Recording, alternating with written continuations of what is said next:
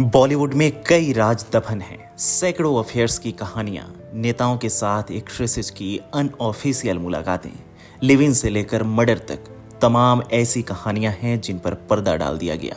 कहा जाता है कि एक ओर से इंडस्ट्री एक्टर्स को नाम और शोहरत देती है तो दूसरी ओर उस एक्टर से काफी कुछ छीन भी लेती है।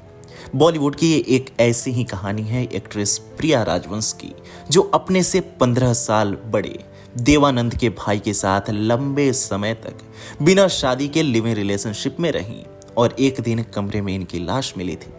आखिर इनकी मौत के पीछे किसका हाथ था?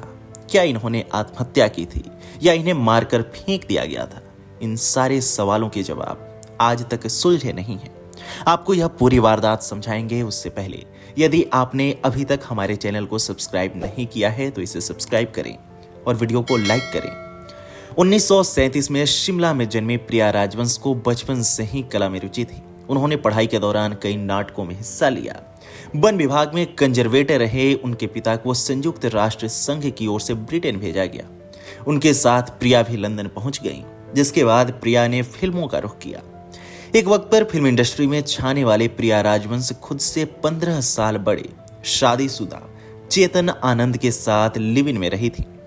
फिल्मों में प्रिया को लाने का श्रेय चेतन आनंद को जाता है, जो देवानंद के भाई होने के साथ साथ इंडस्ट्री के बेहद मशहूर फिल्म प्रोड्यूसर में से एक थे।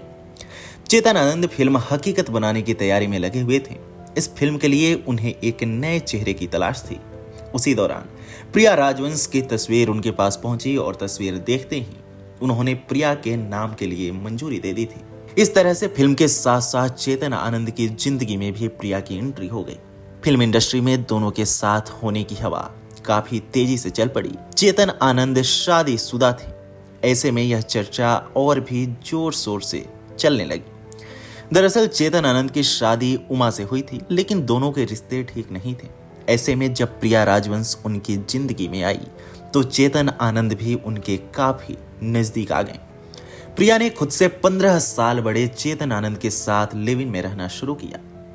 प्रिया एक पत्नी की तरह चेतन आनंद का पूरा ख्याल रखती थी। ऐसे में चेतन आनंद ने भी अपनी जायदाद का एक हिस्सा प्रिया के नाम कर दिया था। चेतन की मौत 1997 में हो गई, लेकिन मौत के बाद संपत्ति को लेकर विवाद न हो, इसके लिए उन्होंने पहले ही अपनी संपत्ति को 3 हिस्सों में बांट दिया था। एक हिस्सा अपनी पहली बीवी के नाम, दूसरा हिस्सा अपने बेटों के नाम और तीसरा हिस्सा उन्होंने प्रिया राजवंश के नाम कर दिया था। चेतन की पत्नी और बेटों को यह बात बिल्कुल पसंद नहीं आ रही थी। चेतन आनंद की मौत के बाद प्रिया राजवंश अपने सौतेले बेटे केतन और विवेक आनंद के साथ जुहू के एक बंगले में रहने लगी। उन्हें बिल्कुल भी इस बात का अंदेशा नहीं था कि उनके साथ क्या होने वाला है। 27 मार्च 2000 को इसी बंगले में उनकी लाश मिली थी। उनकी मौत को पहले आत्महत्या बताया गया, उसके बाद शराब की थ्योरी गढ़ी गई और कहा गया कि ज्यादा शराब पीने की वजह से उनकी मौत हुई है। लेकिन पोस्टमार्टम रिपोर्ट ने दूध का दूध और पानी का पानी कर दिया। पोस्टमार्टम रिपोर्ट में साफ हो गया कि एक्ट्रेस की हत्या गला दबा कर की गई थी।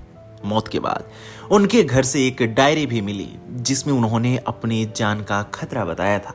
हालांकि पुलिस ने जब इस पूरे मामले की गहनता से पड़ताल की तो यह सामने आया कि घर की नौकरानी ने महज 4000 रुपए के लिए एक्ट्रेस की हत्या कर दी थी।